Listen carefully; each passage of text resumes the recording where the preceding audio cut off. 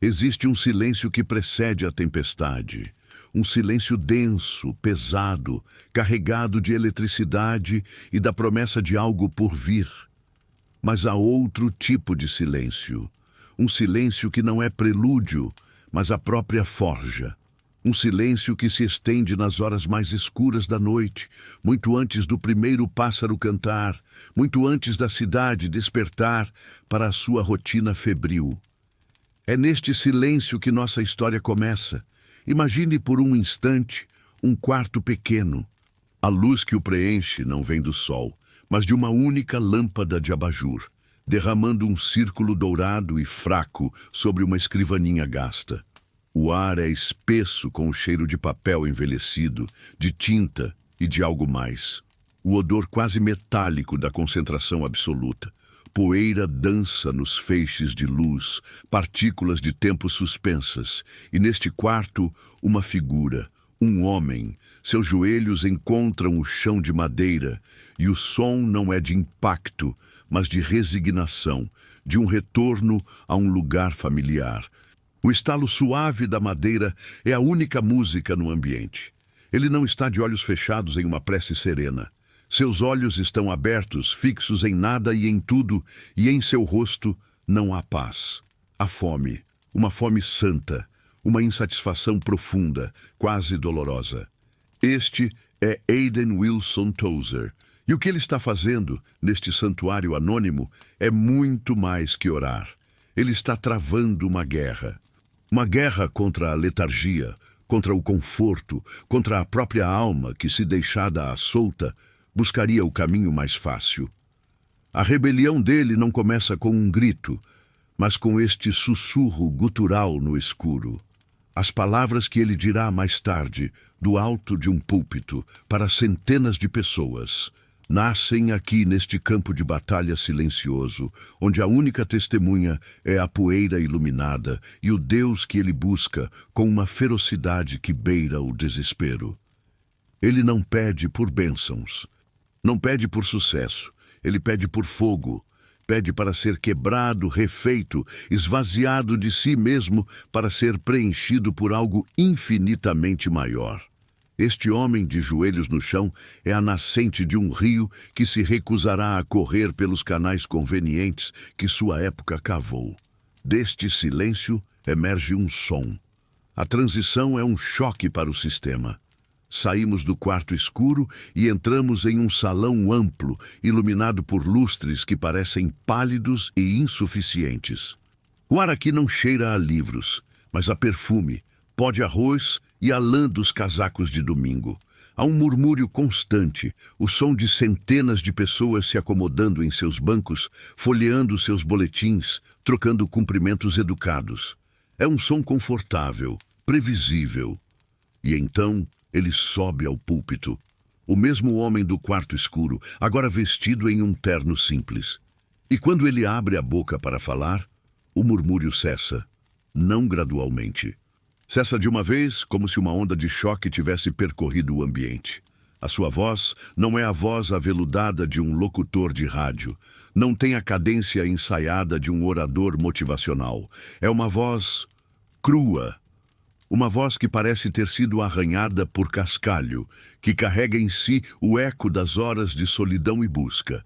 Não há floreios, não há piadas para quebrar o gelo. Ele não está ali para fazer amigos. Ele está ali para apresentar uma verdade nua, desconfortável, gloriosa. Ele fala, e as palavras não flutuam no ar como notas musicais. Elas caem sobre a congregação com peso. Cada sílaba parece ter sido extraída de um lugar profundo, um lugar de convicção absoluta. Para muitos, é desconcertante. Estão acostumados com sermões que acalmam, que reafirmam, que oferecem 7 passos para uma vida mais feliz. A voz de Tozer não oferece passos, oferece um abismo. Um convite para olhar para dentro de si e para o alto, e sentir a vertigem da distância entre o que se é e o que se foi chamado para ser. Ele não é um entretenedor, ele é um despertador. E o som da sua voz é o alarme que muitos não sabiam que precisavam ouvir. e que alguns prefeririam ignorar para poderem voltar a dormir. Para entender a dissonância desta voz, precisamos nos afastar. Precisamos ver o mundo para o qual ele falava. A América do meio do século XX. Uma nação que havia emergido vitoriosa de uma guerra mundial e agora colhia os frutos de uma paz próspera. As cidades cresciam para o céu, arranha-céus de aço e vidro, prometendo um futuro ilimitado. As fábricas produziam carros, geladeiras, televisores em um ritmo alucinante. O sonho americano não era mais uma abstração. Era um catálogo de produtos, um ideal de conforto suburbano com gramado aparado e 2 carros na garagem. A conveniência tornou-se a nova divindade. Tudo deveria ser mais rápido, mais fácil, mais eficiente. E essa filosofia, como uma névoa sutil, começou a se infiltrar nos lugares mais sagrados. A fé, para muitos, tornou-se mais um item de consumo. As igrejas competiam por membros oferecendo os melhores programas infantis, os corais mais afinados, os sermões mais curtos e agradáveis. A mensagem do Evangelho, uma história de sangue, sacrifício e transformação radical, corria o risco de ser lixada, polida e embalada como um guia de autoajuda espiritual. Um manual para ser uma pessoa boa, um cidadão decente, um membro próspero da comunidade. A cruz, antes um símbolo de escândalo e rendição, estava se tornando um adorno elegante. Neste cenário de otimismo e superficialidade, a voz de Thosen não era apenas dissonante, era uma ofensa. Era um dedo na ferida de uma cultura que não queria admitir que estava ferida. Ele olhava para a prosperidade e via uma armadilha. Olhava para o conforto e via um sedativo para a alma. Ele se recusava a oferecer um Deus conveniente para uma era que amava a conveniência. E é aqui, neste ponto de colisão entre um homem em chamas e uma era de mornidão, que nós lhe damos as boas-vindas. Nós somos o Contando Histórias. E nossa jornada hoje é seguir os rastros deste profeta relutante, deste místico em meio à multidão. Não para colocá-lo em um pedestal, mas para entender a natureza de sua rebelião. Uma rebelião que não usava armas, que não organizava protestos, que não buscava poder político. Uma insurreição que começava de joelhos e era travada com palavras afiadas, disparadas do púlpito. Queremos caminhar pelas trilhas de sua vida, não apenas para contar a história de um homem, mas para investigar uma questão que ecoa com uma urgência assustadora em nossos próprios dias. Uma questão sobre a natureza da fé, da verdade e da coragem. Por isso, nós lhe convidamos a se sentar, a respirar fundo e a ponderar conosco sobre a grande questão que a vida de Aidan Wilson Tozer nos impõe. É possível liderar uma rebelião espiritual não com punhos cerrados, mas com joelhos no chão, desafiando uma era de conformismo a partir do púlpito. Antes de haver o púlpito, havia a terra. Antes da voz trovejar contra o conformismo, havia o sussurro do vento nas colinas da Pensilvânia. Para entender o homem, precisamos primeiro respirar o ar que ele respirou, sentir o chão que moldou seus pés. Voltemos no tempo, para a virada de um século, para um lugar chamado La José. Um nome quase esquecido nos mapas. Um pequeno nó de existência em meio a uma vastidão verde e silenciosa. O ar aqui não era limpo. Carregava consigo as histórias da terra. Pela manhã, o cheiro agudo e limpo de terra úmida, de folhas em decomposição no chão da floresta, um perfume antigo e paciente. Mas por baixo dessa fragrância, sempre presente, havia outra, o odor acre e metálico do carvão. Ele saía das chaminés das casas, impregnava as roupas estendidas nos varais e parecia emanar da própria terra, uma riqueza escura que exigia um preço alto em troca de seu calor. O silêncio era a linguagem principal desta paisagem. Um silêncio que não era vazio, mas preenchido por pequenos sons que apenas a atenção prolongada poderia decifrar. O estalar de um galho sob o peso de um animal invisível, o chamado distante de um pássaro e, mais longe ainda, o eco rítmico e fantasmagórico de uma picareta batendo na rocha, um som que falava de homens enterrados no ventre do mundo, caçando veios de escuridão. Este não era um lugar de linhas retas, de avenidas planejadas. Era um mundo de contornos orgânicos, de estradas de terra que seguiam as curvas dos rios, de florestas que pareciam querer engolir de volta as pequenas clareiras que o homem havia conquistado com suor e machado.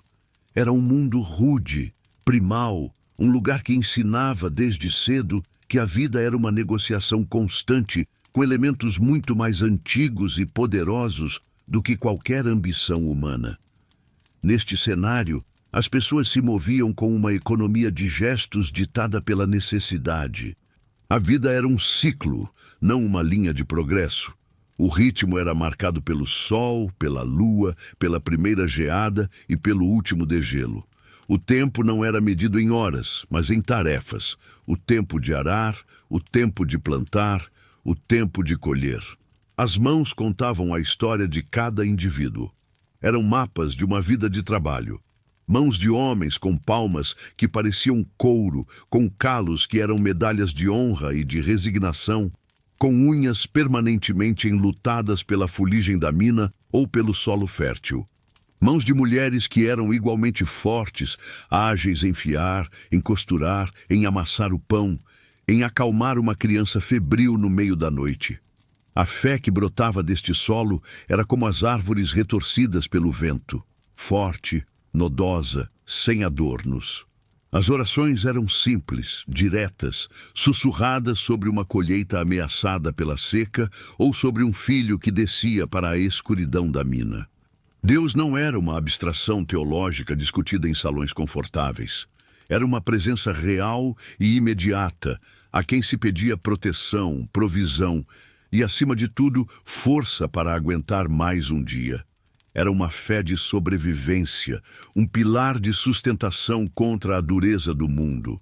Uma espiritualidade que não tinha tempo para ornamentos, pois estava ocupada demais em ser a viga mestra da própria existência. E foi neste mundo de simplicidade forçada que um menino cresceu com um coração que não era simples. Hayden Wilson Tozer. Em meio a uma paisagem que exigia foco no que era visível, no que era tangível, a batata na terra, o carvão na carroça, sua alma buscava o invisível. Havia nele uma inquietação, uma fome que o pão de milho não podia saciar. Ele não teve o privilégio, ou talvez a desvantagem, de uma educação formal. Sua mente não foi preenchida desde cedo com os sistemas e as doutrinas que outros haviam criado para explicar o divino. Seu aprendizado foi direto, não mediado. A floresta foi sua catedral, o silêncio das colinas, sua sala de aula. Os poucos livros que chegavam às suas mãos eram devorados com uma intensidade que seus pares reservavam para a comida após um dia de trabalho. Ele lia a Bíblia não como um livro de regras ou histórias, mas como uma carta de amor de outro mundo, uma janela para uma realidade muito maior e mais vibrante do que a rotina cinzenta ao seu redor. Naquela paisagem silenciosa, uma insatisfação santa começava a fermentar em seu espírito. Ele olhava para a fé prática e resiliente de seus vizinhos e, embora a respeitasse, sentia que aquilo era apenas a margem de um oceano vasto e inexplorado. Ele pressentia um Deus que não queria ser apenas um ajudante nas tarefas diárias, mas um fogo consumidor que reivindicava a totalidade do ser. E então, cortando a quietude deste mundo antigo, vinha um som que não pertencia à natureza. O apito de um trem a vapor. Ele ecoava pelos vales, uma nota longa, melancólica e poderosa. Era o som do futuro. Era a voz de um outro mundo que existia para além daquelas colinas. Um mundo de cidades que explodiam em tamanho e velocidade. Akron, Chicago, nomes que eram como lendas, lugares onde o ritmo da vida não era ditado pelo sol, mas pelo relógio de ponto da fábrica. Um mundo de invenções, de eletricidade, de novas ideias que viajavam pelos fios do telégrafo. Cada vez que o trem apitava, ele trazia consigo a promessa e a ameaça da modernidade. Para o jovem Tozer, aquele som era um chamado. Era a confirmação de que o mundo era maior do que seu pequeno vale na Pensilvânia. Era o prenúncio da jornada que o levaria para longe da terra e do carvão, para o coração pulsante da América industrial. Ele ainda não sabia, mas estava sendo preparado para entrar naquele novo mundo não como um converso, mas como um profeta. Aquele apito não era apenas um som. Era o motor da história, puxando-o de um passado de simplicidade rude em direção a um futuro complexo que ele seria chamado a desafiar. Aquele trem, com seu apito de progresso, não levou Aidan Tozer apenas de uma paisagem física para outra. Levou-o de um mundo de certezas simples para um labirinto de novas e complexas normalidades. Ao deixar as colinas da Pensilvânia e entrar no coração pulsante das cidades americanas, ele encontrou uma fé que respirava um ar diferente. Uma fé que, para muitos, havia se tornado um costume impecavelmente bem comportado. Era uma herança de família, um tesouro guardado no sótão, que se trazia para a sala de visitas aos domingos. A normalidade era um ritual.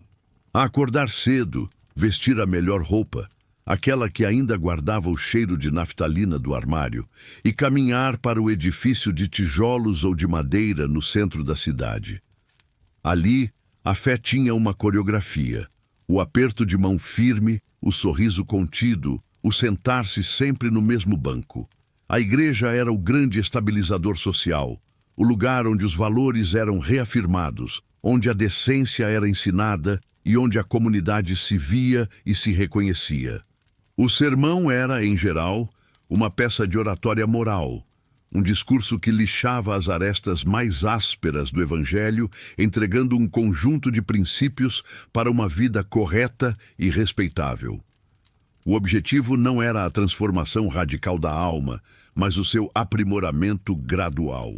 A fé era uma questão de etiqueta divina, um conjunto de regras que, se bem seguidas, garantiam a ordem na terra e esperava-se um lugar confortável no céu. Não se esperava um encontro avassalador com o sagrado. Esperava-se, isso sim, um sermão que não se estendesse demais para não atrasar o almoço de domingo. Subjacente a esta normalidade, corria uma corrente poderosa, uma ideia que era a própria alma da América daquela era, a ideia de progresso. A nação estava inebriada com sua própria força, sua capacidade de inventar, de construir, de dominar a natureza.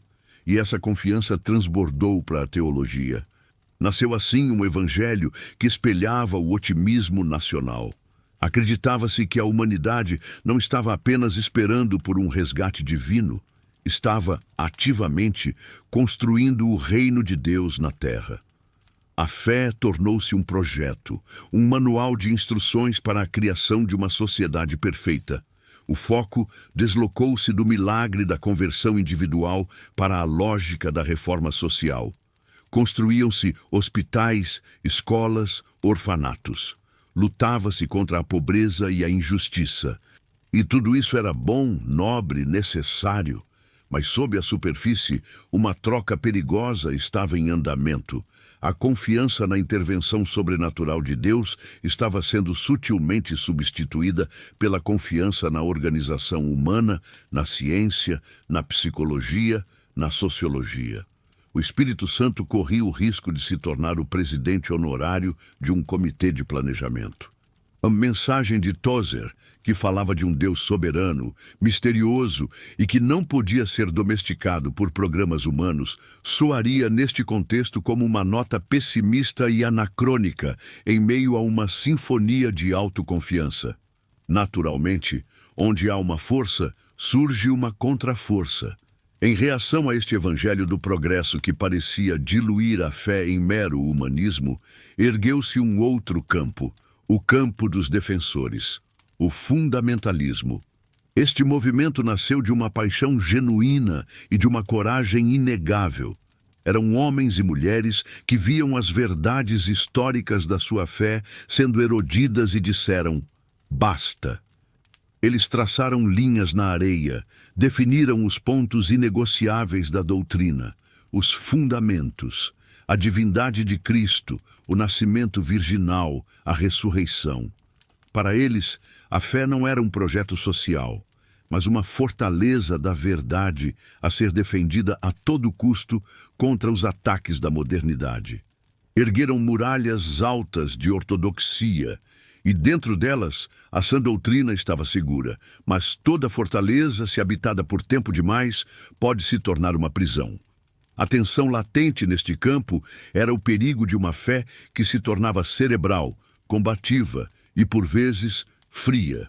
A paixão pela verdade sobre Deus ameaçava tomar o lugar da paixão pelo Deus da verdade. Podia-se ganhar todos os debates teológicos, memorizar todas as provas da ressurreição, e ainda assim ter um coração que não ardia de amor pelo Cristo ressurreto. Tozer se encontrava em uma posição impossível. Ele compartilhava das convicções doutrinárias dos fundamentalistas, mas sua alma ansiava pela paixão mística que eles frequentemente desdenhavam.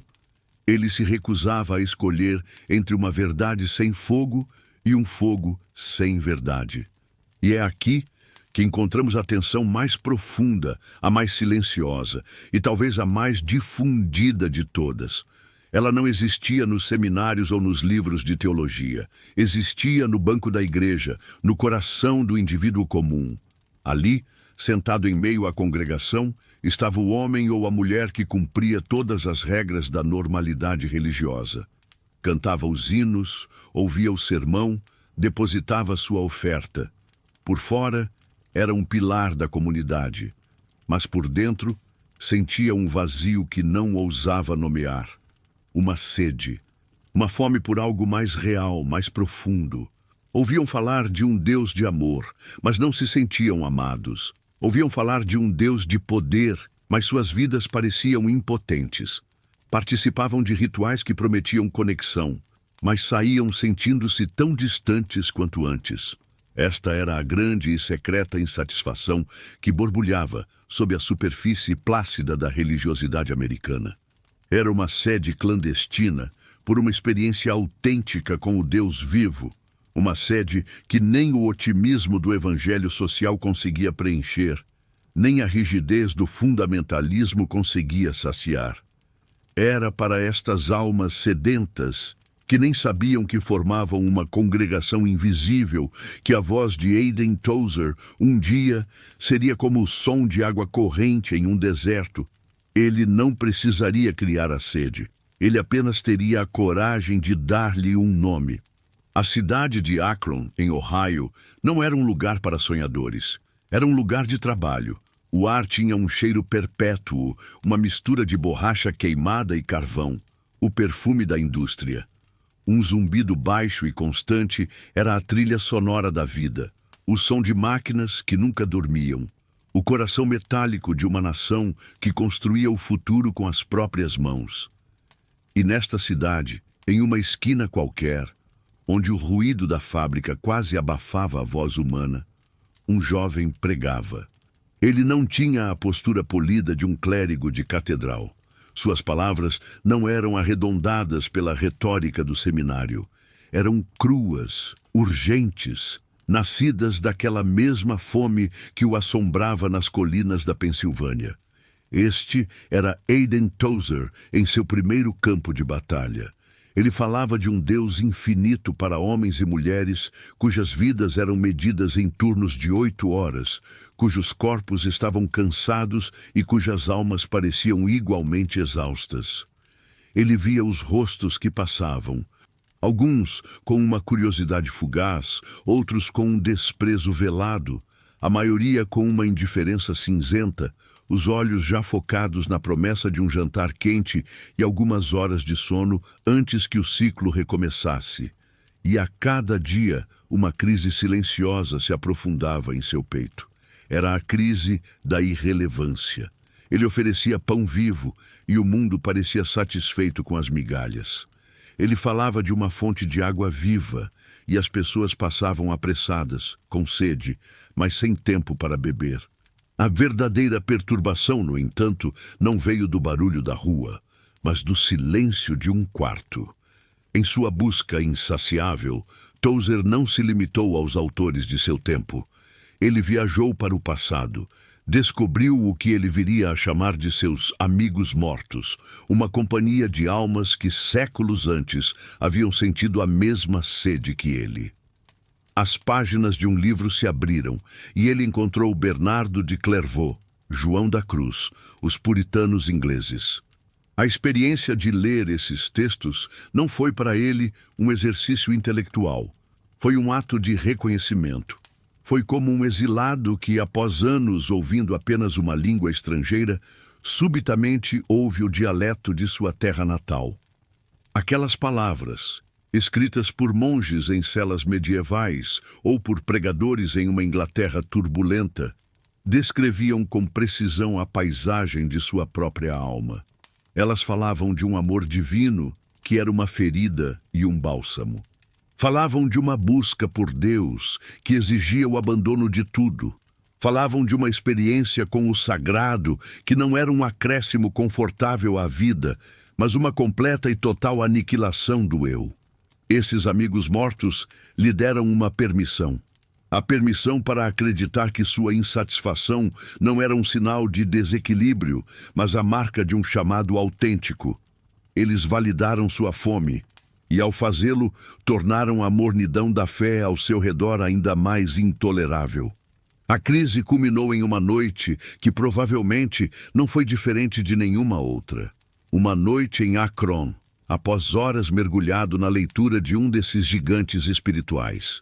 Ele fechou o livro, a alma ainda vibrando com a intensidade do que lera, e saiu para caminhar. A cidade, que antes era apenas o cenário de seu trabalho, de repente se tornou uma revelação. Ele olhou para as ruas molhadas pela garoa, refletindo o brilho amarelo e doentio dos lampiões. Viu a fumaça das chaminés subindo em direção a um céu que não mostrava estrelas, apenas um brilho alaranjado e difuso. Viu as pessoas, envoltas em seus casacos, apressando o passo, cada uma um mundo de preocupações e desejos triviais. E naquele momento, a justaposição tornou-se uma dor física. De um lado, o Deus infinito, belo, terrível e avassalador que ele encontrava nas páginas dos místicos.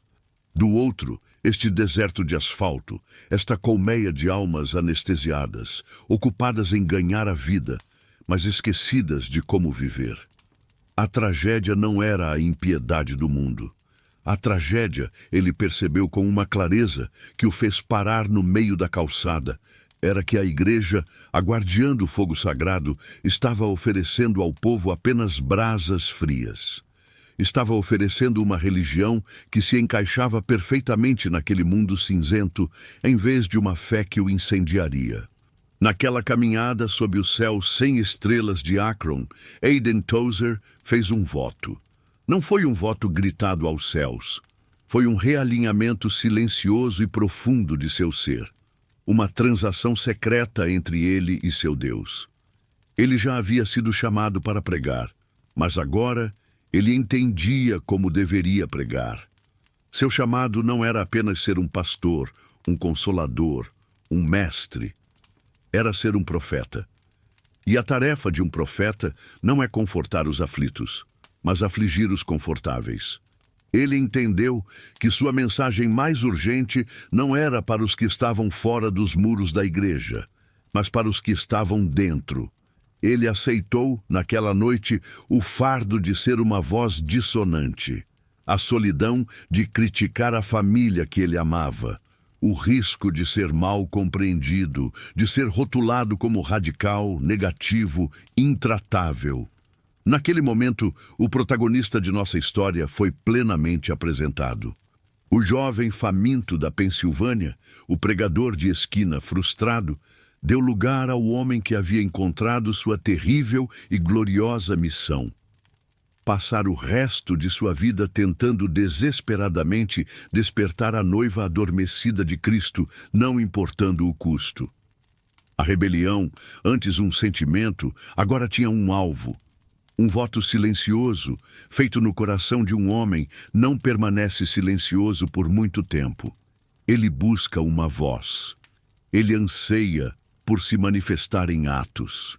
Quando Aidan Tozer finalmente assumiu um púlpito formal na grande e barulhenta cidade de Chicago, ele não o tratou como um palco, ele o tratou como uma bigorna.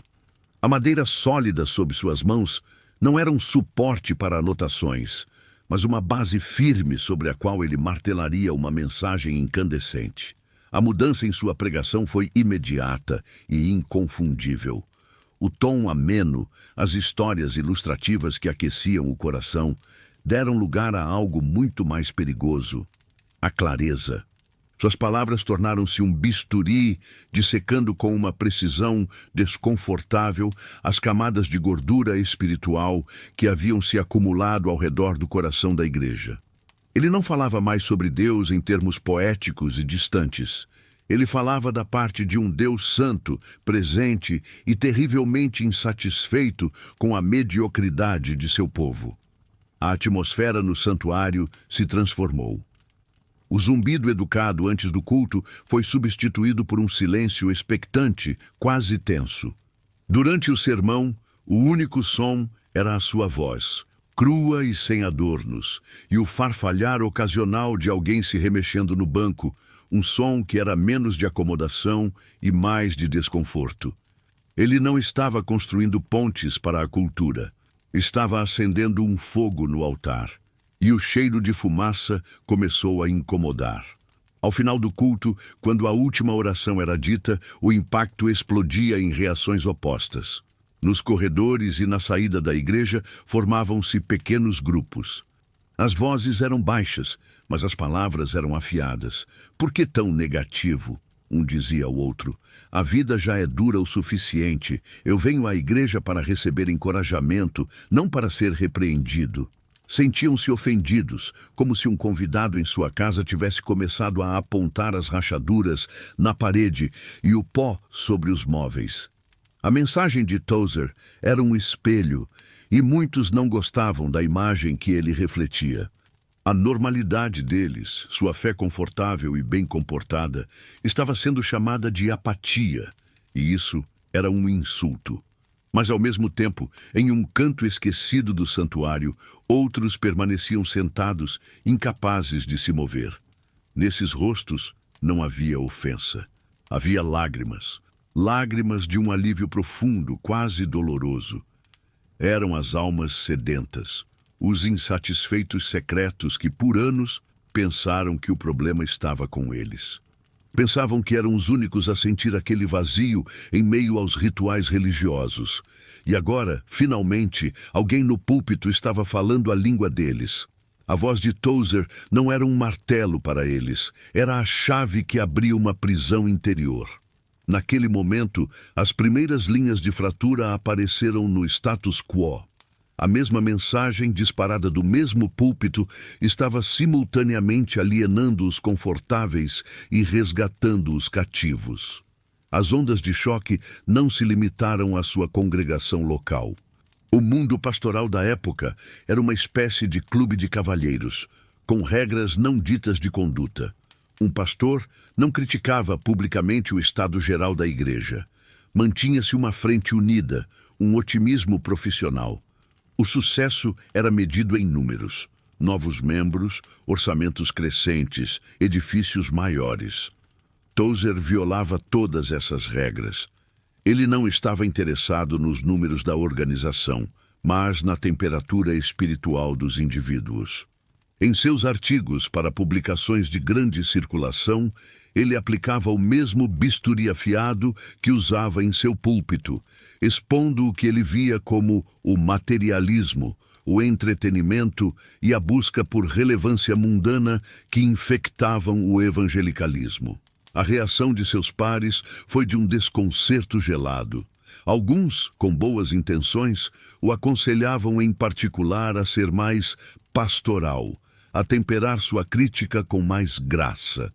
Outros o viam como um obstáculo, um pessimista que minava a moral e assustava as ovelhas. Lentamente, os convites para falar em grandes conferências começaram a diminuir. Sua reputação começou a se solidificar. Para um pequeno grupo, ele era um profeta necessário. Para a maioria, ele era um problema, um radical, um homem que simplesmente não sabia a hora de ficar quieto. Seu isolamento estava começando, não imposto por seus inimigos, mas como uma consequência inevitável da mensagem que ele se sentia compelido a entregar. A manifestação mais visível e radical de sua rebelião, no entanto, acontecia ao final de seus próprios cultos. Ele reinventou o apelo. Tradicionalmente, o convite ao altar era para os perdidos, para os que estavam fora da fé. Tozer fez algo novo e chocante. Ele criou um altar para os crentes. Após entregar uma mensagem que expunha a autossuficiência e a mornidão espiritual, ele convidava os membros da igreja, os diáconos, os professores de escola dominical, a virem à frente. Não para serem salvos novamente, mas para se renderem completamente, para confessarem o pecado, de oferecer a Deus um coração dividido. No início, a hesitação era palpável. Era um ato que desnudava a alma, uma admissão pública de que a fachada de respeitabilidade cristã era apenas isso, uma fachada. Mas então, um a um, eles vinham. Homens e mulheres, ajoelhados, muitas vezes em silêncio ou em orações sussurradas, confessando não grandes imoralidades, mas os pecados aceitáveis que a igreja moderna havia aprendido a ignorar. Amor ao conforto, medo do sacrifício, orgulho espiritual. Aquele altar tornou-se o campo de treinamento de sua rebelião. Foi ali que a sua crítica demolidora se tornou uma obra de reconstrução. Ele não estava apenas atacando o status quo, estava criando um caminho, um espaço sagrado para que as pessoas pudessem escapar dele. A jornada de um profeta não começa com um mapa, mas com um diagnóstico. Uma vez que o voto foi feito, Tozer dedicou sua vida a entender a anatomia da doença espiritual que via ao seu redor, e sua conclusão foi ao mesmo tempo simples e devastadora. O grande inimigo da fé em sua época não era o ateísmo, nem o liberalismo, nem qualquer outro ismo que se pudesse combater em um debate. O inimigo era a familiaridade. Deus havia se tornado um vizinho cortês, um avô benigno, uma figura tão conhecida que já não inspirava espanto. A igreja, em sua tentativa de tornar Deus acessível, havia conseguido torná-lo pequeno. Tozer via isso em toda parte. Via no culto, que se transformara em uma sequência de performances previsíveis. 3 hinos, um anúncio, um sermão, uma bênção. Um ritual que domesticava o mistério e mantinha o perigo da presença divina a uma distância segura. Ele via na oração, que se tornara uma lista de compras de pedidos e necessidades, em vez de ser a rendição silenciosa de uma alma perante a majestade. A tragédia, ele dizia, era que o leão de Judá estava sendo tratado como um gato de estimação. A adoração verdadeira, que para Tozer era o centro de tudo, havia sido perdida. E adoração não era cantar canções, era a reação total do nosso ser, espírito, alma e corpo, à autorrevelação de Deus. Era o assombro, o tremor, a fascinação. E sem isso, a fé era apenas uma casca oca. Diante de um diagnóstico tão grave, qual era a prescrição? Tozer não oferecia um remédio rápido, uma nova técnica ou um programa de igreja. Ele oferecia algo muito mais exigente, uma busca pessoal, deliberada e implacável por Deus. Ele acreditava que a passividade era o grande pecado do crente moderno. Esperava-se que a profundidade espiritual simplesmente acontecesse como a chuva que cai do céu. Não, diria Tozer. A profundidade espiritual é cavada, requer disciplina, a disciplina da sede. Ele conclamava as pessoas a se tornarem caçadores de Deus. Isso significava, em termos práticos, uma reordenação radical da vida. Significava criar um santuário de silêncio em meio ao barulho ensurdecedor da modernidade. Desligar o rádio, ignorar o jornal e passar tempo a sós, em quietude, escutando. Significava abordar a Bíblia não como um livro de fatos, mas como um lugar de encontro, lendo-a de joelhos, pedindo que o Deus das palavras se revelasse através das palavras. Significava praticar a oração como uma conversa íntima, muitas vezes sem palavras, um simples estar na presença de Deus. Era um chamado para o desapego, um convite para soltar as amarras das 1001 distrações, ambições e preocupações que mantinham a alma ancorada em águas rasas. Não era fácil. Era uma jornada árdua contra a corrente da cultura e contra a inclinação natural do próprio coração. E aqui a história poderia terminar com um cético perguntando: mas ele vivia isso? Ou eram apenas belas palavras ditas do conforto de um púlpito? É neste ponto que a jornada de Tozer se torna inatacável. Ele não apenas pregava o desapego. Ele o praticava com uma radicalidade que seria chocante para os padrões de sua época e quase impensável para os nossos. Quando seu livro mais famoso, A Busca de Deus, começou a gerar uma renda significativa, ele fez algo extraordinário. Ele redirecionou a maior parte dos cheques de royalties para uma conta especial, usada para ajudar missionários e viúvas de pastores em necessidade. E não foi um ato isolado. Por toda a sua vida, ele fez um voto de pobreza não declarado. Quando sua igreja, grata por seu ministério, votava por um aumento em seu salário, ele o recusava. Quando recebia honorários por pregar em outras cidades, frequentemente os entregava a alguém que ele percebia estar em maior necessidade. Ele e sua família nunca tiveram um carro. Nunca foram donos de uma casa, vivendo sempre de aluguel em moradias simples. Para Tozer, isso não era um fardo ou um ascetismo para impressionar os outros. Era uma questão de lógica espiritual. Como um corredor que se livra de roupas pesadas, ele se livrava de posses e da preocupação com o dinheiro, porque acreditava que elas eram um peso desnecessário na busca por Deus. Eram um ídolo sutil, que competia pela afeição do coração. É impossível compreender o poder da voz de Aidan Tozer sem entender o silêncio de sua vida. A sua autoridade não emanava, em última instância, de sua mente brilhante ou de sua habilidade com as palavras. Emanava de sua coerência. Sua vida era o sermão mais poderoso que ele já pregou.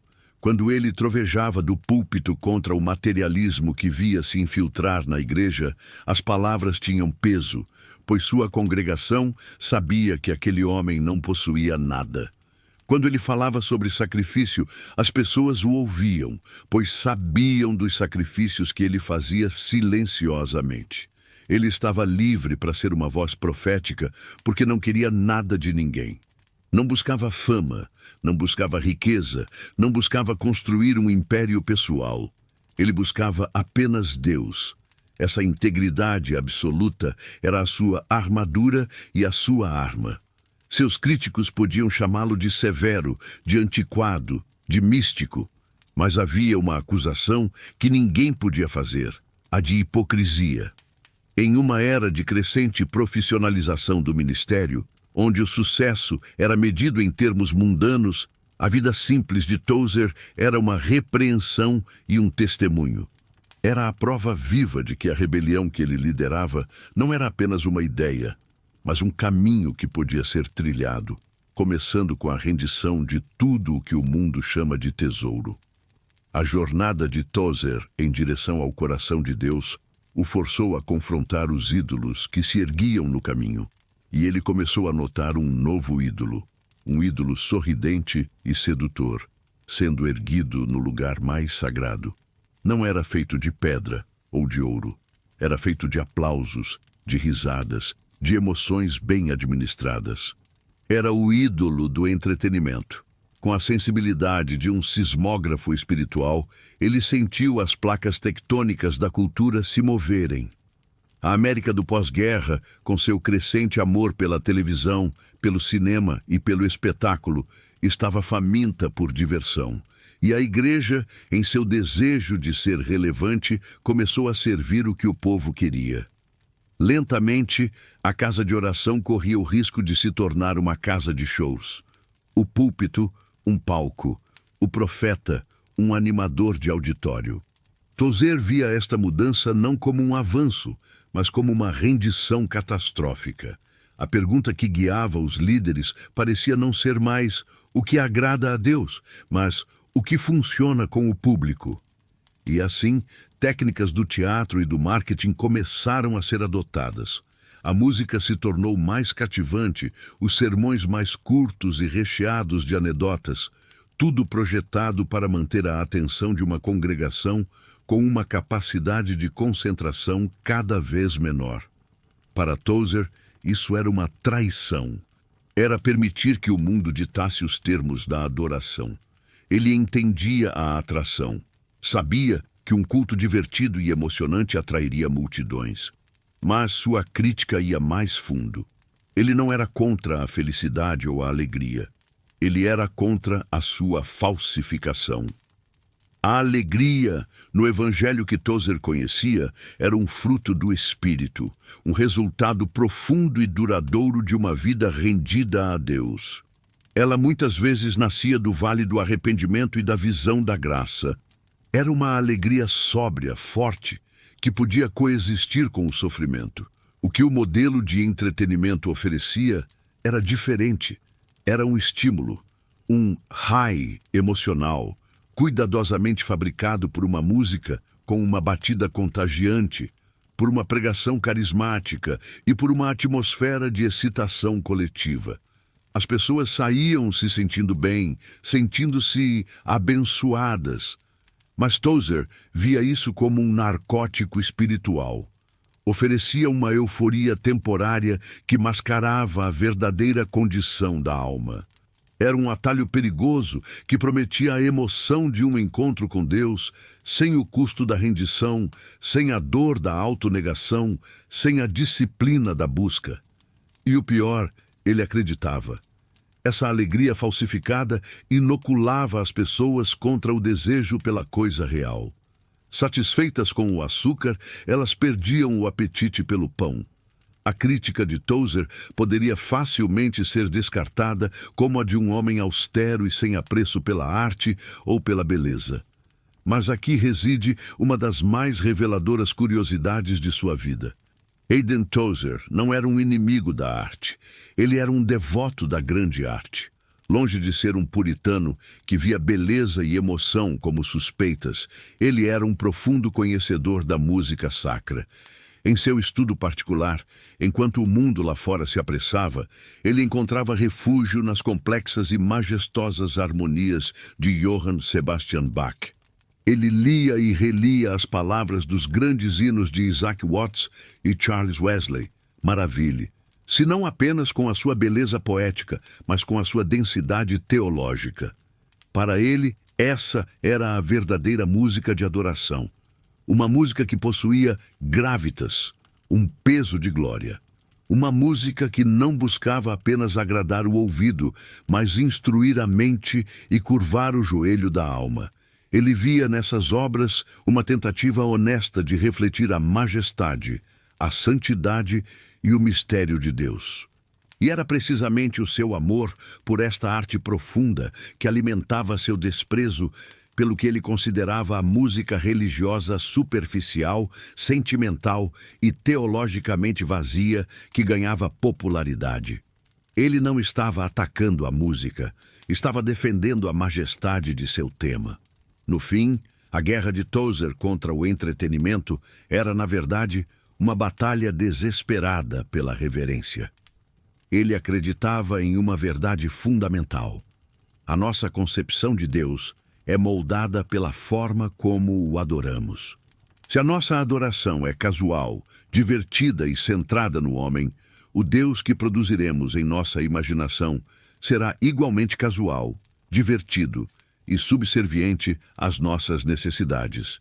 Um Deus que é mais um mascote do que um monarca.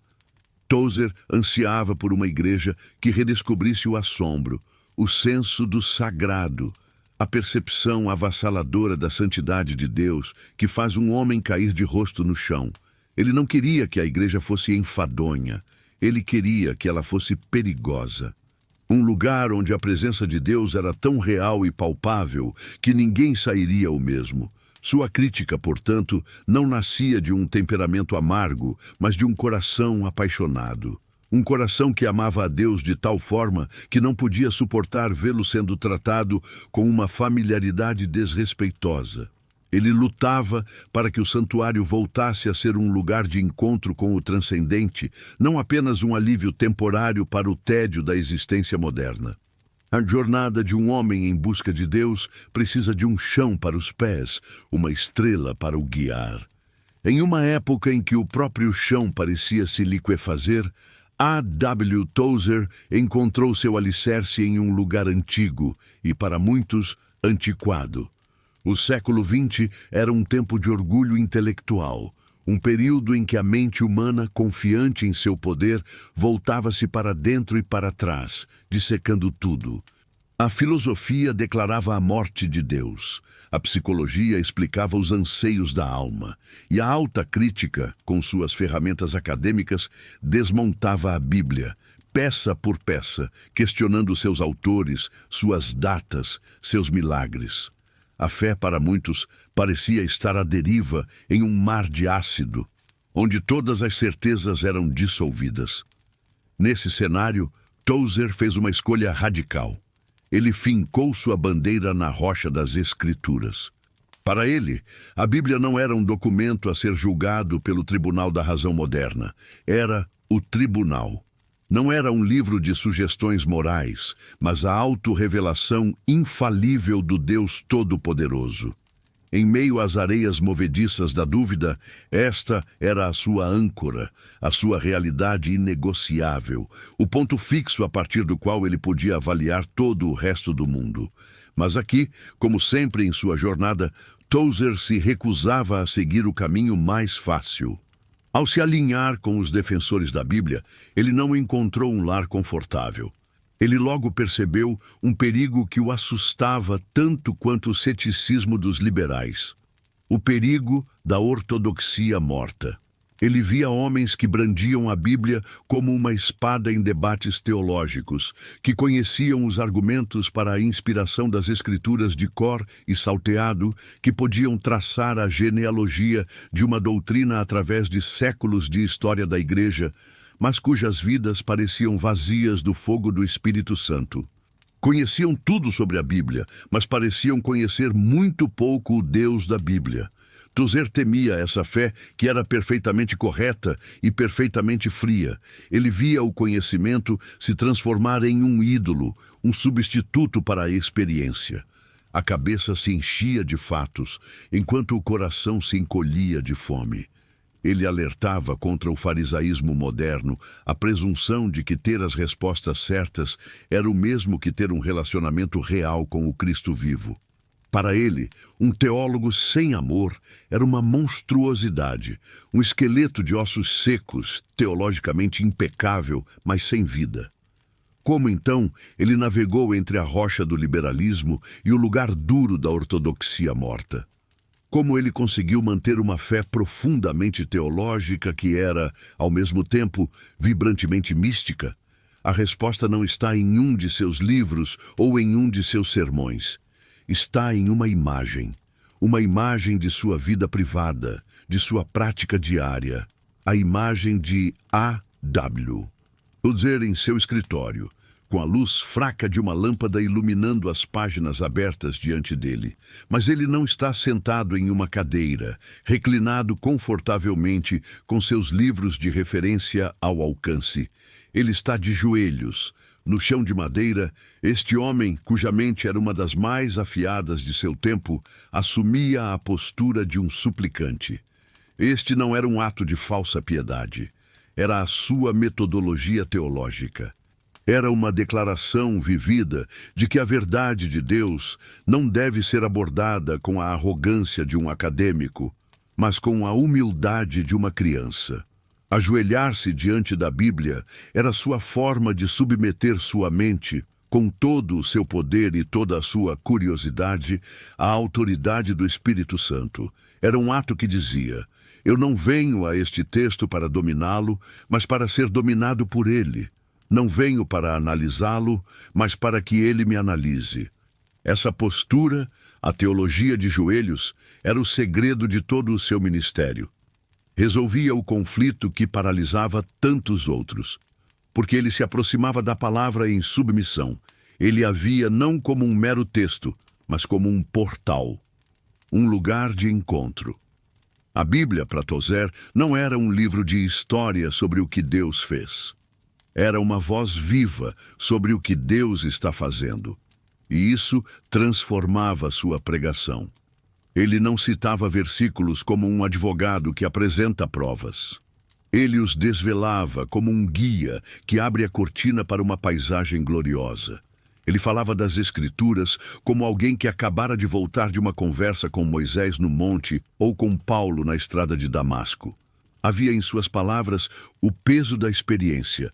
Sua rebelião, portanto, não era apenas contra aqueles que negavam a Bíblia, mas também contra aqueles que a mumificavam, que a transformavam em um objeto de veneração distante, trancado em uma caixa de vidro de doutrinas corretas. Tozer lutou para libertar a palavra, para que ela pudesse mais uma vez ser o que sempre foi. O lugar trovejante e incendiário onde um povo pecador encontra a presença viva e transformadora de um Deus santo. Um homem que passa a vida em busca de Deus, eventualmente o encontra. E esse encontro o arruína para todo o resto. Arruína-o para as ambições do mundo, para as conversas triviais e, de certa forma, até para as convenções da religião organizada. A. W. Tozer era um pastor. Um pastor. O título evoca imagens de um cajado, de um cuidado gentil, de um ombro para chorar. Mas Tozer era um pastor de um tipo estranho e desconcertante. Ele se recusava a praticar o que a sua cultura definia como cuidado pastoral. Não fazia muitas visitas sociais. Não era um construtor de comunidades no sentido moderno. Ele não via a igreja como um clube onde a principal função do líder era manter todos felizes e satisfeitos. Pelo contrário, ele acreditava que uma congregação feliz e satisfeita era provavelmente uma congregação adormecida. Seu amor por suas ovelhas não se manifestava em afagos, mas no aguilhão. Ele acreditava que a coisa mais amorosa que um pastor poderia fazer era forçar seu rebanho a sair das pastagens confortáveis e secas da complacência e levá-lo às águas turbulentas de um encontro real com a santidade de Deus. Ele não queria confortar suas ovelhas, ele queria transformá-las em leões. De onde vinha essa dureza, essa recusa em simplesmente agradar?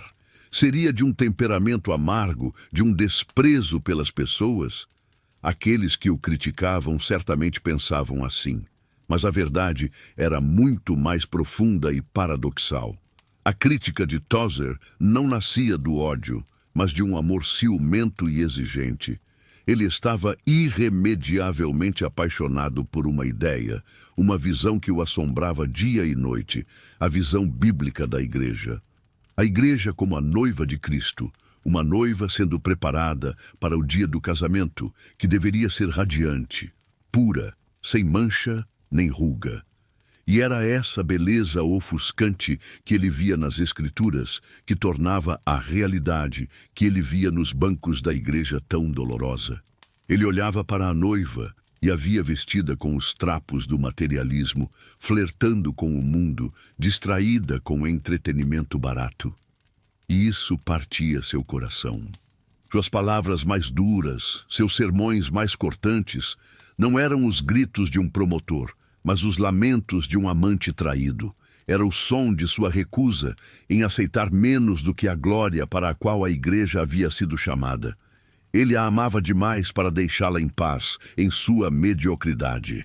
Essa devoção total, essa paixão avassaladora por Deus e pela glória de sua igreja, exigiu um preço terrível, pago nas moedas silenciosas da vida diária. A jornada de Tozer era tão vertical, tão focada no céu, que muitas vezes ele parecia incapaz de se mover horizontalmente no plano das relações humanas. O fato, conhecido por aqueles mais próximos, era que Tozer era um homem consumido. Sua busca por Deus era uma obsessão santa que deixava pouco espaço para outras coisas.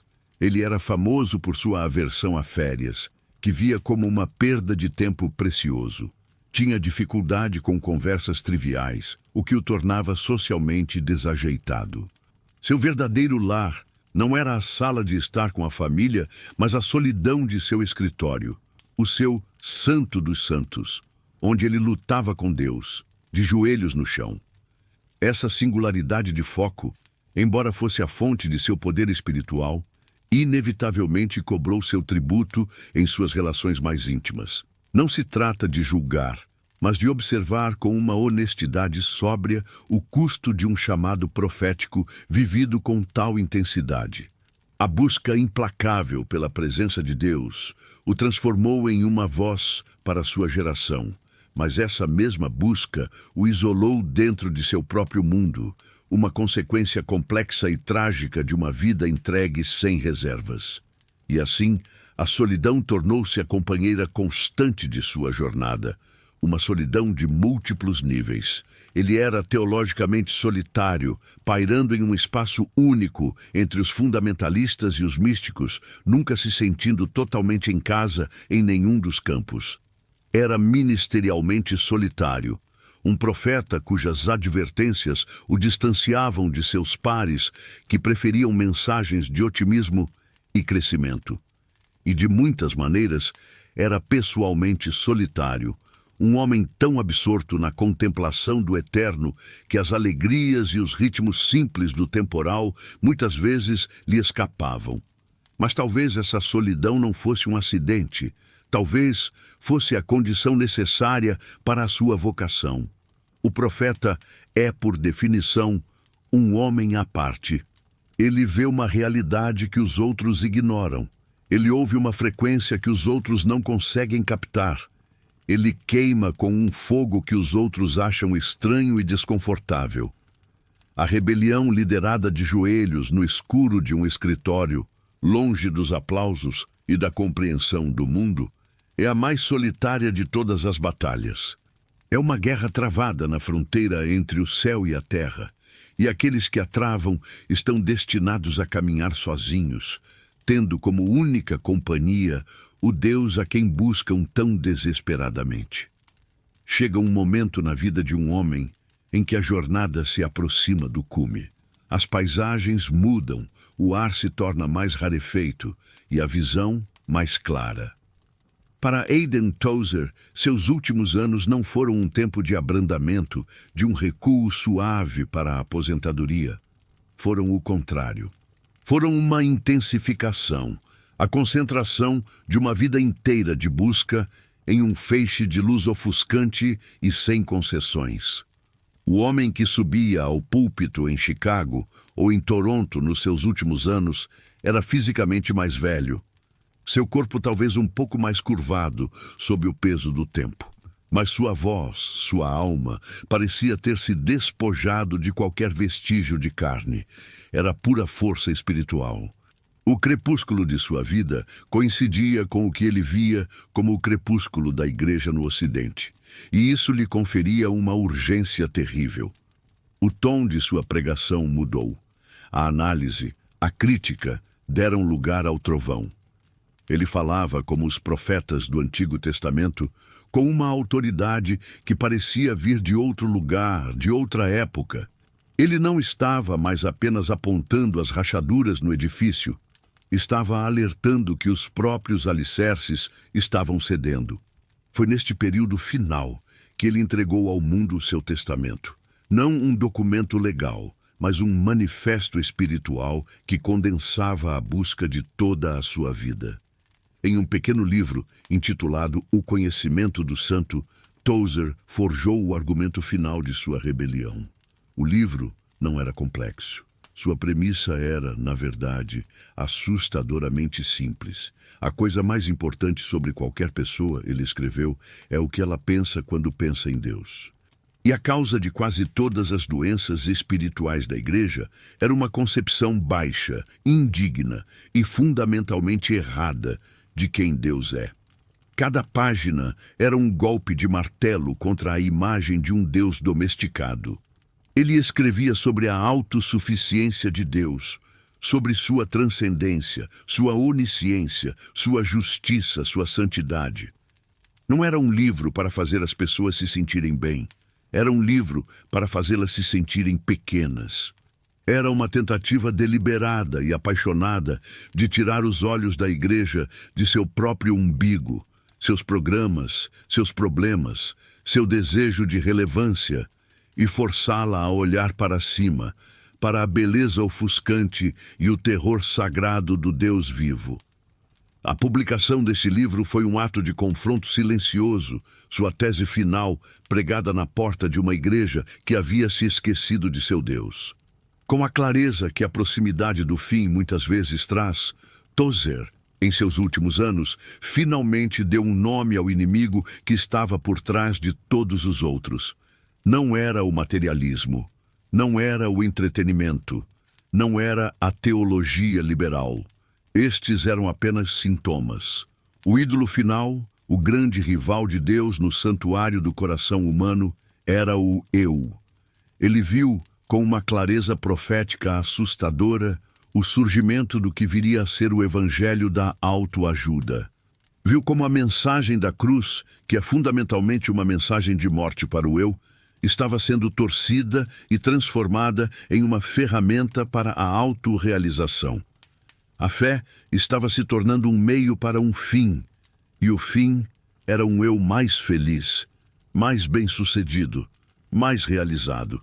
As perguntas estavam mudando de como posso glorificar a Deus para o que Deus pode fazer por mim.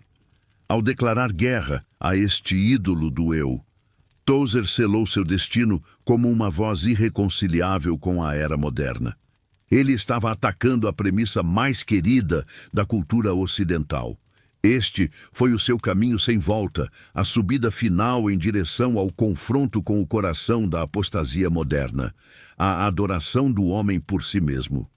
Imagine então a cena. Um culto noturno, o santuário mergulhado em uma quietude pesada. Tozer, um homem idoso, caminha lentamente até o púlpito. Ele não abre um livro de anotações. Ele simplesmente agarra as laterais da tribuna, como um capitão que se firma no leme durante a tempestade final. E ele fala. Sua voz não é a de um pastor oferecendo consolo. É a voz do atalaia, o vigia no muro, soando a trombeta pela última vez. As palavras são um eco de tudo o que ele já disse, agora destiladas em sua essência mais pura. É uma súplica. Um chamado para abandonar os ídolos, para esmagar o altar do eu, para fugir da religião fácil e confortável, que não exige nada e não transforma ninguém. É um convite para redescobrir a majestade, para sentir novamente o temor do Senhor, para se apaixonar pela beleza da santidade. Há uma finalidade em seu tom, a solenidade de um homem que sabe que seu tempo está acabando. Ele não está tentando construir algo novo. Está tentando desesperadamente chamar as pessoas de volta para algo antigo, algo eterno. A trombeta soa, alta e clara, ecoando no silêncio de uma igreja em um mundo adormecido. E então o som cessa, e o que resta é o silêncio expectante, o momento que precede o veredito final. A trombeta soou, e depois o silêncio. A jornada do Atalaia não termina com uma celebração, mas com o fim de seu turno. Após a última súplica, o último trovão, o Ministério Público de A.W. Tozer não cessou com um evento marcante, mas se dissolveu como o eco de seu sermão final no ar do santuário. A voz que por décadas desafiou a correnteza, que se recusou a ser domesticada, simplesmente se recolheu. O confronto, que fora travado em púlpitos e em páginas impressas, moveu-se para seu campo de batalha final e mais íntimo. A quietude de um corpo envelhecido, à espera de uma alma pronta. Os últimos dias não foram de estratégia ou de novos manifestos, mas de uma profunda e silenciosa vigília. A longa guerra contra os ídolos externos estava terminada. Restava apenas o último ato de rendição, a última e mais profunda genuflexão da alma diante do limiar da eternidade. A rebelião estava completa. O rebelde agora esperava pelo rei. E então, em uma noite de maio de 1963, veio o ponto de ruptura. Um ataque cardíaco fulminante. Para o mundo, um evento médico, o fim de uma vida. Mas na gramática da história de Tozer, este não foi um epílogo trágico. Foi o clímax, foi a coroação. O homem que pregou incansavelmente sobre a necessidade de morrer para o eu, de aniquilar a velha natureza, de buscar a Deus com uma intensidade que beirava a própria morte, foi finalmente convidado a praticar sua teologia em sua forma mais pura e irrevogável. A morte não foi uma inimiga que o derrotou, foi a serva que abriu a última porta. Foi o supremo e final ato de adoração. Aquele momento, aquele instante em que o coração físico cedeu, foi o ponto exato em que o véu fino que separa o buscador do buscado se rasgou para sempre. A busca havia terminado. A visão havia começado. O confronto final não foi com a apatia da igreja ou com o materialismo do mundo. Foi o confronto extasiante com a própria face de Deus. Aquele que liderou uma rebelião de joelhos finalmente se ajoelhava não mais em um escritório escuro, mas na luz inacessível da sala do trono. O momento da verdade para qualquer homem é medido pelo que ele deixa para trás. E o testemunho silencioso que Tozer deixou foi talvez mais eloquente que qualquer um de seus sermões. Quando seu testamento foi lido, revelou-se o que muitos suspeitavam, mas que ainda assim chocou pela sua simplicidade. Após décadas de ministério, de dezenas de livros publicados que venderiam milhões de cópias, sua herança material era quase insignificante. Ele não deixou casas, nem ações, nem riquezas acumuladas. Havia vivido como pregara, um peregrino, um estrangeiro, com as mãos abertas, deixando tudo passar por elas. Sua verdadeira herança estava nas estantes, não nos bancos. E em um cemitério em Akron, Ohio, o lugar onde sua jornada profética realmente começara, uma lápide simples foi erguida. Nela, nenhuma lista de suas realizações, nenhum título de doutorado honorário. Apenas um nome e uma descrição, a única que ele teria desejado. 5 palavras que resumiam a totalidade de sua ambição. A.W. Tozer, um homem de Deus. Nesta simplicidade, a verdade de sua vida foi selada. Ele não buscou ser um grande homem, apenas um homem de Deus. E no final, foi o suficiente. O homem estava morto. A voz estava silenciada, mas o confronto, paradoxalmente, estava apenas começando. A morte de Tozer foi uma explosão silenciosa. Enquanto ele estava vivo, era possível descartá-lo como um radical, um temperamental, uma voz dissonante em um tempo específico. Mas com sua morte, sua mensagem foi libertada dele. Seus livros, agora órfãos de seu autor, começaram uma nova jornada, atravessando fronteiras denominacionais, geográficas e geracionais. A voz, não mais confinada a um púlpito em Chicago, começou a ecoar em seminários, em quartos de estudantes, em igrejas sedentas por renovo em todo o mundo. O ponto de ruptura de sua morte foi o ponto de ignição de seu legado. O confronto decisivo não era já afinal o fim da vida de Tozer. Era o início do desafio perpétuo que a sua vida e as suas palavras representariam para cada geração da igreja que viria depois. O atalaia havia partido, mas o som de sua trombeta, capturado em tinta e papel, continuaria a soar, talvez com mais força do que nunca, um eco que se recusaria a desaparecer. A morte de um profeta é seguida não por aplausos, mas por um silêncio profundo e ambíguo. Quando a voz de Aidan Tozer se calou, um vazio se instalou no muro da igreja americana. O posto de vigia, por tanto tempo ocupado por aquela figura solitária e intransigente, estava agora vago. No rescaldo imediato, a reação foi dupla e sussurrada. Para muitos no establishment evangélico, para os pastores de igrejas em crescimento e os administradores de grandes organizações, houve um discreto, talvez até inconsciente, suspiro de alívio.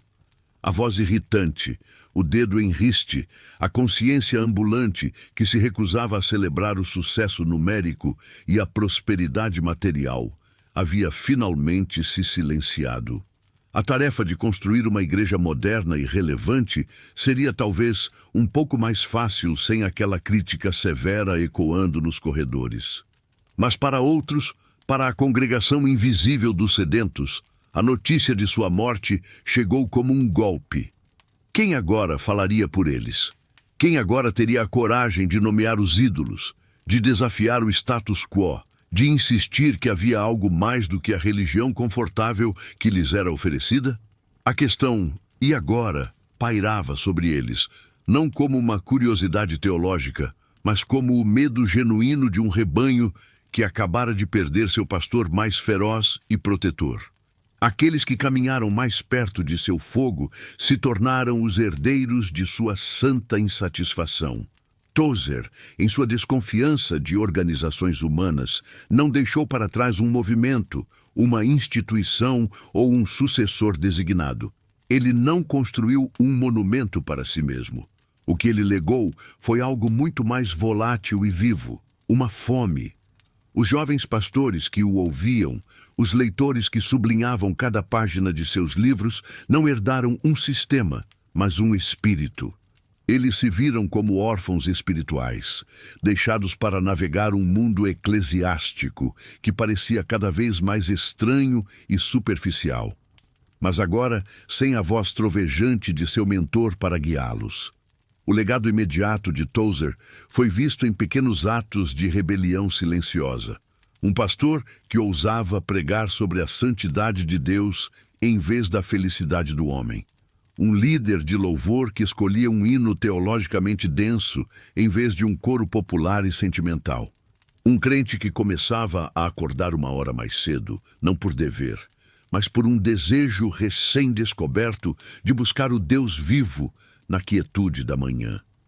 Eles eram os primeiros portadores da tocha, tentando proteger uma chama solitária na vastidão de um mundo que parecia cada vez mais escuro.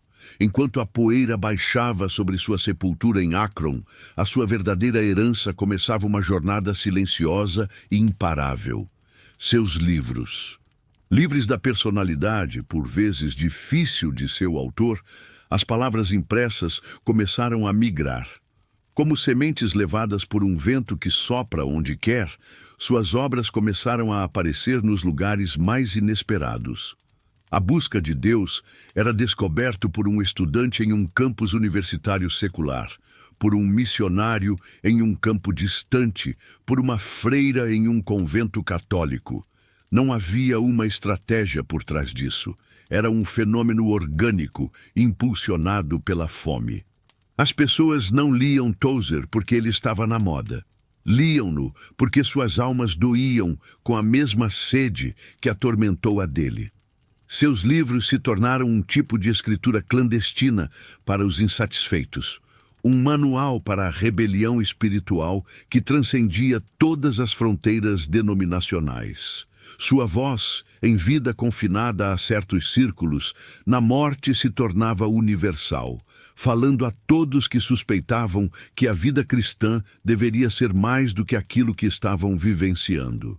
No final, o rescaldo imediato de sua vida e morte não foi a instauração de uma nova ordem, mas a disseminação de uma pergunta. Este foi o seu legado mais potente. Tozer não deixou para trás um mapa com todas as respostas. Ele deixou uma bússola que apontava implacavelmente para a vastidão inexplorada de Deus.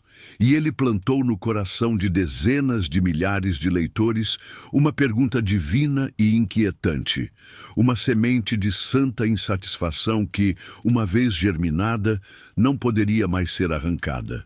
A pergunta era simples: é só isso?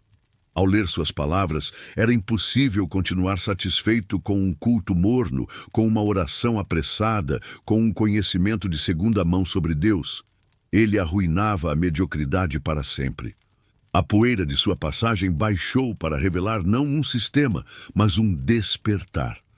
E agora, que se seguiu à sua morte, não encontrou sua resposta em um novo líder, mas no despertar de inúmeros indivíduos para a mesma busca antiga e gloriosa que havia consumido a vida de A.W. Tozer. O profeta se foi, mas a profecia de uma vida mais profunda estava apenas começando a se cumprir. A poeira que baixa sobre o túmulo de um homem comum se assenta e é esquecida. A poeira que baixa sobre o túmulo de um profeta se transforma em sementes.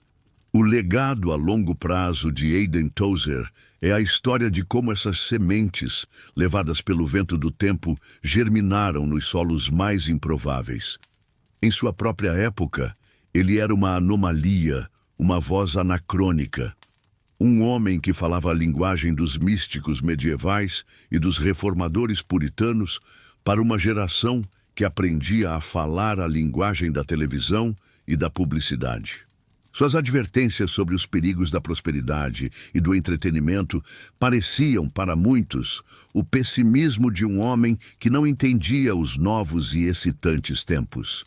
Mas a história tem uma forma irônica de transformar o anacrônico em profético. Décadas se passaram. O mundo que ele apenas vislumbrava se tornou a nossa realidade. A igreja que ele temia tornou-se, em muitos lugares, a igreja que temos. E ao reler suas palavras hoje, a sensação não é a de encontrar um artefato do passado, mas a de ler a manchete de amanhã. Suas críticas ao evangelho da autoajuda, a adoração como espetáculo, a busca por relevância a qualquer custo, não são mais avisos distantes. São um diagnóstico preciso e doloroso de nossa condição presente. O profeta não estava olhando para trás, ele estava vendo o nosso reflexo em um espelho distante. Com o passar do tempo, Tozer assumiu um papel novo e inesperado. Ele se tornou o santo padroeiro dos inconformados. Para gerações de crentes que nasceram em um mundo de cristianismo corporativo, de mega-igrejas com marcas bem definidas e de uma fé apresentada como mais um produto no mercado do bem-estar, os livros de Tozer são um oásis de autenticidade. Um jovem cético com a apresentação polida e o otimismo forçado que encontra ao seu redor, descobre um exemplar de O Conhecimento do Santo e, pela primeira vez, encontra uma fé que não o trata com condescendência, que não tenta lhe vender nada. Encontra um cristianismo que é vasto, misterioso, exigente e, acima de tudo, real. A voz de Tozer, com sua seriedade intelectual e sua fome espiritual crua, ressoa profundamente com aqueles que estão cansados de respostas fáceis e de uma religião que não custa nada. Ele se tornou um guia para os desconstrutores, não para aqueles que querem abandonar a fé, mas para aqueles que querem demolir as versões falsas para encontrar o fundamento verdadeiro. Rastrear a influência de Tozer é como tentar mapear um rio subterrâneo. Ele não deixou uma denominação, nem um seminário, nem uma organização com o seu nome. Seu legado não flui por canais institucionais visíveis. Ele se infiltrou no solo. Sua influência é sentida na letra de um hino moderno que, de repente, fala sobre a transcendência de Deus com uma linguagem de assombro. É ouvida no testemunho de um pastor de renome mundial que confessa que seu ministério foi virado de cabeça para baixo ao ler A Busca de Deus em um momento de crise. É vista em milhares de pequenos grupos de estudo, em todas as partes do mundo, que se reúnem para discutir seus escritos, encontrando neles um vocabulário para a sua própria fome espiritual. A transformação que ele operou não foi estrutural, foi atmosférica. Ele não mudou o organograma da igreja, mas ajudou a mudar o clima, injetando uma dose de reverência, de seriedade e de uma busca apaixonada pelo próprio Deus em um sistema que corria o risco de se tornar totalmente pragmático e centrado no homem. E assim, chegamos à transformação final. Como o mundo mudou para sempre por causa deste homem solitário da Pensilvânia. O mundo da fé, especialmente o evangelicalismo, mudou porque A.W. Tozer o deixou permanentemente inquieto. Ele tornou a complacência intelectualmente indefensável e espiritualmente indesculpável. Ao viver e articular uma fé que era ao mesmo tempo profundamente ortodoxa e vibrantemente mística, ele criou um precedente. Ele legitimou a tradição da autocrítica profética vinda de dentro, não como um ato de deslealdade, mas como o mais alto ato de amor. Depois dele, a pergunta "não há mais?" nunca mais pôde ser silenciada. Ele deixou a igreja assombrada. Assombrada pela memória de um Deus que é um fogo consumidor. Assombrada pela possibilidade de uma vida de adoração e comunhão muito mais profunda do que a rotina religiosa sugere. Sua rebelião, iniciada de joelhos, não derrubou os muros da instituição. Em vez disso, plantou uma semente de divina insatisfação dentro desses muros, uma semente que cresceu e se tornou uma árvore cujas raízes, lenta e silenciosamente, continuam a abalar os alicerces de qualquer fé que se contente com menos do que a glória de Deus. E assim, a jornada chega ao seu destino. Percorremos as trilhas de uma vida desde o cheiro de terra e carvão nas colinas da Pensilvânia, passando pelo ruído industrial de Akron, até o silêncio reverente e por vezes tenso de um púlpito em Chicago. Nós nos sentamos com ele em seu estudo, sentindo o peso dos livros dos místicos e o chamado de seus amigos mortos. Nós nos ajoelhamos com ele, metaforicamente, sentindo a textura do chão de madeira sob os joelhos, o lugar onde a verdadeira rebelião era forjada. Nós vimos o custo dessa devoção em sua solidão, em sua recusa em se conformar, e ficamos em vigília diante da simplicidade de seu túmulo, um testemunho final de uma vida vivida em busca de um único tesouro. Agora, com a paisagem completa de sua existência estendida diante de nós, retornamos ao ponto de partida, aquela pergunta que pairava sobre nós como uma névoa e que agora se solidifica, exigindo uma resposta. A pergunta que a vida e a morte de Aidan Wilson Tozer nos obriga a fazer. É possível liderar uma rebelião espiritual não com punhos cerrados, mas com joelhos no chão, desafiando uma era de conformismo a partir do púlpito? A resposta, gravada não em tinta, mas na substância de uma vida inteira, é um sim. Um sim que ecoa não com a arrogância da força humana, mas com a quietude trovejante da autoridade divina. Sim, é possível. Mas para entender como, precisamos primeiro entender a natureza das duas rebeliões. A rebelião de punhos cerrados nós conhecemos bem. É a rebelião do mundo. Ela se manifesta em protestos, em manifestos, em comitês e em campanhas. Ela busca poder, influência, controle. Ela constrói plataformas, mede o sucesso em seguidores e sua linguagem é a da força, da pressão, da imposição. É uma rebelião que busca mudar as estruturas externas, acreditando que, se a forma for corrigida, o coração seguirá. A rebelião de joelhos no chão é de uma ordem completamente diferente. É uma insurreição alienígena a este mundo. Sua força não nasce da autoconfiança, mas do autoesvaziamento. Ela não busca tomar o poder, mas se render a ele. Ela não se reúne em praças públicas para ser vista, mas em quartos silenciosos para ser desfeita e refeita. A autoridade que emana desta rebelião não é conquistada, é recebida. Tozer pôde desafiar o conformismo do púlpito, porque o púlpito não era sua fonte de poder. Ele o tratava como um posto avançado, um lugar de onde ele relatava o que via e ouvia em seu verdadeiro lar, a presença de Deus. Sua rebelião não era contra pessoas, era contra uma visão diminuída de Deus. E a única maneira de lutar por uma visão maior de Deus é passando tempo com Ele, até que a sua grandeza se torne a única realidade que importa. E é aqui que descobrimos o segredo de sua coragem, a anatomia de sua crítica profética. Em um mundo que confunde crítica com ódio e discordância com deslealdade, a vida de Tozer nos oferece uma lição vital. A sua voz, tão dissonante, tão afiada, não era a voz de um homem amargo que se deleitava em apontar falhas, era a voz de um amante. Imagine um mestre escultor que vê um de seus aprendizes mais queridos maltratando um bloco de mármore de valor inestimável, reduzindo-o a uma caricatura grosseira. A repreensão do mestre será severa, precisa, talvez até dolorosa.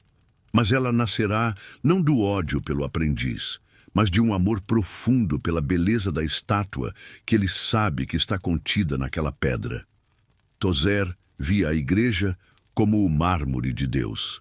Ele tinha uma visão tão avassaladora de sua beleza potencial, a noiva de Cristo, gloriosa e pura, que a realidade de uma igreja manchada pelo materialismo e pela trivialidade lhe era fisicamente dolorosa. Sua crítica era o som dessa dor. Era o som de um amor que se recusava a aplaudir a mediocridade. Ele nos ensina que a verdadeira coragem não é a de atacar um inimigo externo, mas a de falar a verdade dentro de sua própria casa, não para destruir, mas para purificar. É um amor que anseia tanto pela verdade que está disposto a arcar com o custo da solidão e da incompreensão para defendê-la. Nossa história, portanto, chega ao fim, mas a verdade que ela revela é um convite para um novo começo. A vida de A.W. Tozer não é para ser meramente catalogada e arquivada como a história de um grande homem do passado. É um espelho, um desafio, um convite ao desassossego. É um convite para encontrar o nosso próprio quarto silencioso, o nosso próprio espaço sagrado longe do barulho do mundo e começar a fazer as perguntas honestas. Um convite a identificar os ídolos de nossa própria era e de nossos próprios corações com a mesma clareza implacável. Um convite a redefinir o que significa ser forte, trocando a força dos punhos cerrados pela força paradoxal dos joelhos no chão. E talvez o mais difícil de tudo, um convite a amar a verdade e a beleza de tal forma que nos tornemos vozes de uma crítica amorosa e construtiva em nossas próprias comunidades. A rebelião que ele personificou não requer um púlpito, requer apenas um coração que se recusa a se satisfazer com menos do que a plenitude de Deus. A jornada dele terminou em visão. A nossa, se tivermos a coragem de aceitar o convite, está apenas começando.